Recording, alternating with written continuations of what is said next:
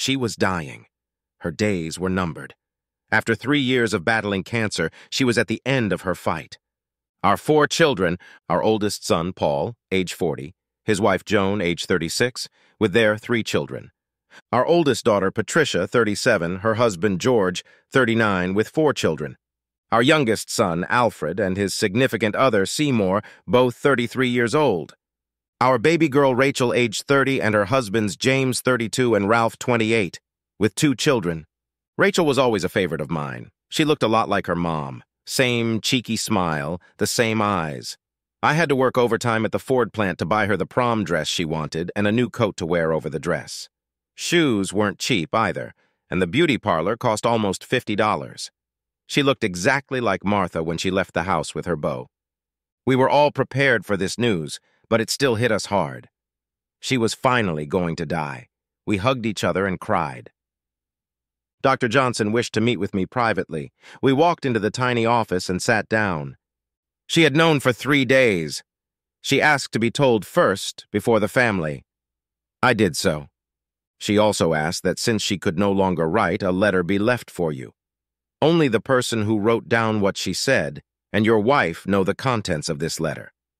He handed me a sealed envelope. He was waiting in case I needed help. We were married in our church 45 years ago. A young priest married us. It's been a good life. 4 children. Everyone is happy with the life they've chosen. My wife will be 65 in 2 days.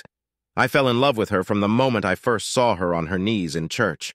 Later, I saw her again as she was coming out of the confessional. I walked her home. We started dating and were soon married. Before we were married, she told me she was not a virgin. Her priest insisted she tell me that, but only that. I knew nothing about her previous encounters with anyone.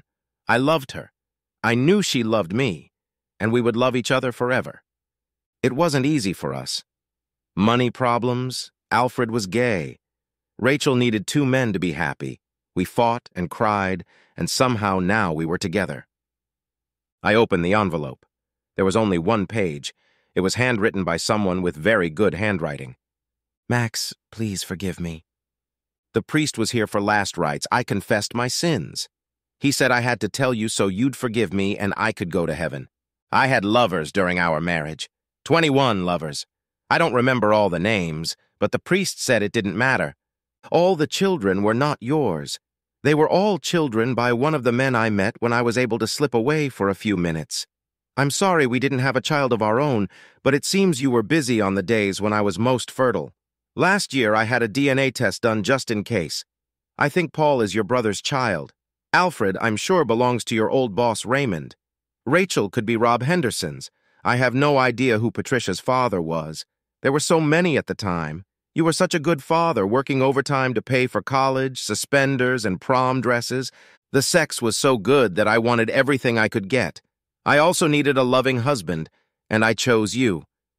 You were the best husband a woman could have. You were there for the kids. You were such a wonderful father. You even changed more diapers than I did, and all those night feedings when I was tired. I was so glad you became my husband. I know it's a shock, but everyone knows about it. The kids were told when they graduated from college. My family and your family knew. I told them you approved, and you didn't want to talk about it. None of them ever told you about it. They were really wonderful people. I will say that Rachel hated me for years after I told her, but she eventually got 2 husbands and learned what a lot of good sex meant. No one ever ruined our happiness or our marriage by telling you. It made me feel so good. I really want your forgiveness. It will make it easier for me to get to heaven. The priest gave me this penance to confess to you. I'm doing it. Now I can go to my God in peace. Your loving wife, Martha. The code red has sounded, but we were too late. I pronounced him dead in the little office. The heart that had been so strong all those years just stopped. We couldn't get it going again. I put the message in my pocket. She asked that only he knew about it. I read it and decided I hadn't read it. I burned it. I really believed he knew. Everyone believed he knew, and no one told him for 45 years. He had a happy marriage and a very good life. 5 days later, they were buried together. May they rest in peace, Dr. Johnson.